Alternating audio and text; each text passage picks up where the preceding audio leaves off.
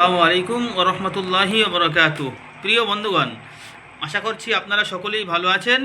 আমিও আল্লাহর অশেষ দয়ায় আপনাদের দোয়ায় আলহামদুলিল্লাহ খুবই ভালো আছি। তো বন্ধুগণ, প্রতিদিন আপনাদের সম্মুখে একটি করে ভিডিও নিয়ে আসি আমি। আর আপনারা সকলেই জানেন, দেখেন, শোনেন, বোঝেন যে আমি যে সকল ভিডিও আপলোড করে থাকি সেটি সম্পূর্ণ ভিত্তিহীন কোনো ভিডিও নয়। বই থেকে প্রমাণ দিয়ে আপনাদেরকে দেখিয়ে থাকি, যাদের অন্তত অক্ষর চেনার মতো যোগ্যতা আছে তারা অবশ্যই বুঝতে পারেন। তো সুতরাং হয়তো বললে আপনারা বললেন যে বড় কথা বলে ফেলছে, না, আমি এটাই বলে বোঝাতে চাইছি যে যদি আপনারা টুকটাক বাংলাও পড়তে পারেন আর আমি বাঙালি ভাষাই বলছি, তাহলে অবশ্যই আপনারা বই থেকে বুঝতে পারবেন।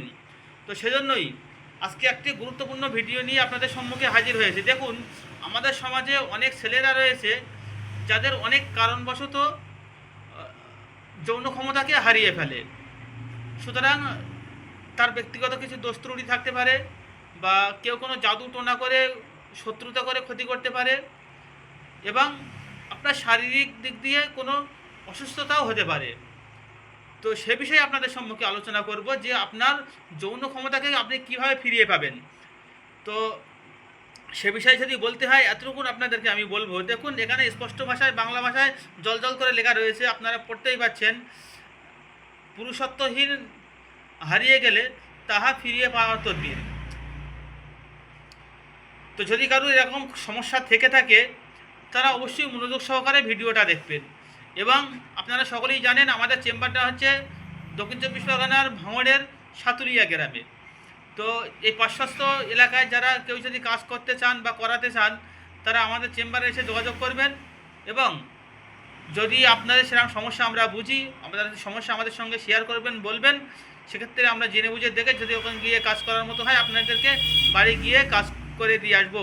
এবং সর্বোপরি একটা কথা আপনাদেরকে বলে রাখি, আমরা যাই কাজ করি না কেন, আমরা আগাম কোনো পয়সা নিই না। আপনার কাজ হয়ে গেলে তারপর আপনি পয়সা দেবেন, সেটাই হলো সবথেকে বড় বিষয়। তো যে কথা বলছিলাম, যে আপনার পুরুষত্বহীন যদি হয়ে পড়েন আপনি, তাহলে আপনার সেই যৌন ক্ষমতা আবার কিভাবে ফিরিয়ে আনবেন। দেখুন, এখানে লেখা রয়েছে, যদি কেউ টোনা বা অন্য কারণে পুরুষত্বহীন হইয়া পড়ে, তাহলে 8টি বড়ই পাতা লইয়া, অর্থাৎ একটা ফুলের পাতা, বড়ই পাতা বলতে ফুলের পাতা বোঝায়। তো যে কোনো একটা ফুলের পাতা লইয়া পাথর দ্বারা পিষিয়া পানির সহিত মিশাইয়া লইবে। অর্থাৎ 2টি পাথর দিয়ে ওই বড়ই পাতাটা পিষতে হবে, পিষে তার থেকে রস বার করতে হবে। রস বার করার পর যেটি করতে হবে সেটি হলো, দেখুন, লইবে পরে ইহাতে আয়াতুল কুরসি এবং ওই 2 সূরা যাহার প্রথমে কুল শব্দ আছে, অর্থাৎ প্রথমে আয়াতুল কুরসি আপনাকে তেলাওয়াত করতে হবে। আল্লাহু লা ইলাহা ইল্লা হুয়াল হাইয়ুল কাইয়্যুম লা তাখুযুহু সিনাতুন ওয়া লা নাওম লাহু মা ফিস সামাওয়াতি ওয়া মা ফিল আরদি মান যাল্লাযী ইয়াশফাউ ইনদাহু ইল্লা বিইذনি। এই যে আয়াতুল কুরসি আছে, এই আয়াতুল কুরসিটা সুন্দরভাবে মানে তেলাওয়াত করতে হবে। করার পরে যে সূরার প্রথমে কুল শব্দ রয়েছে, যেরকম কুল ইয়া আইয়ুহাল কাফিরুন পড়তে পারেন, কুল আউযু বিরাব্বিন নাস পড়তে পারেন, কুল আউযু বিরাব্বিল ফালাক পড়তে পারেন, কুল আউযু বিরাব্বিন নাস এবং কুল হুয়াল্লাহু আহাদ আল্লাহু সামাদ, এই সূরাটাও আপনারা পড়তে পারেন। এরকম যে সূরার প্রথম কুল রয়েছে সেরকম 2টি সূরা আপনাকে তেলাওয়াত করতে হবে। এবং এবং যেটি করতে হবে, উক্ত পানি জিহ্বা দ্বারা 3 বার চাটিবে, অর্থাৎ আপনার জিভ দিয়ে 3 বার চাটতে হবে ওই পানিটাকে। চাটার পরে বাকি পানি দ্বারা গোসল করিবে। এবং যে সকল পানি থাকবে আপনার 3 বার চাটতে হবে। চাটার পরে যে সকল পানি উপবিষ্ট থাকবে, বেশি থাকবে, সেই পানিটা নিয়ে আপনাকে গোসল করতে হবে।